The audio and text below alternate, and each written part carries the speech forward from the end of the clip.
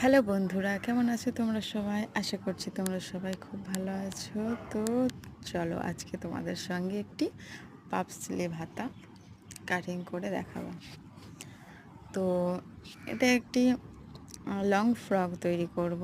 তো আমার ঘরে একটি শাড়ি ছিল, অনেক দিনের পুরনো শাড়ি। তো সেই শাড়িটা দিয়েই আমি ভাবলাম যে কিছু একটা বানাই। তো ভাবলাম এটা দিয়ে একটা লং ফ্রক বানাই আর তোমাদের সাথে শেয়ার করি। তো আমি শাড়িটাকে কাটিং করে লং ফ্রক বানিয়ে, আর ওটার সাথে এখন যে ট্রেন্ডিং হাতাটা চলছে পাফ হাতা, সেই হাতাটাকে তৈরি করেছি। তো তোমরা অবশ্যই প্রথম থেকে শেষ অবধি দেখো, দেখে কমেন্টে জানিও আমার এই লং ফ্রকটা কেমন লেগেছে তোমাদের, সাথে এই হাতার ডিজাইনটিও কেমন লেগেছে অবশ্যই জানিও।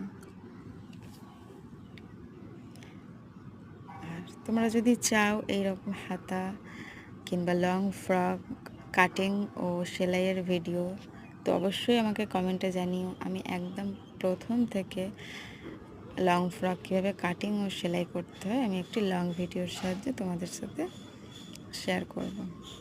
তো দেখো হাতার লুকসটা এরকম এসছে। আর এটি হচ্ছে পেছন পার্টে ভি শেপ দিয়েছি, আর সামনে এই গলার ডিজাইনটা দিয়েছি। তো কেমন হয়েছে অবশ্যই জানিও সবাই।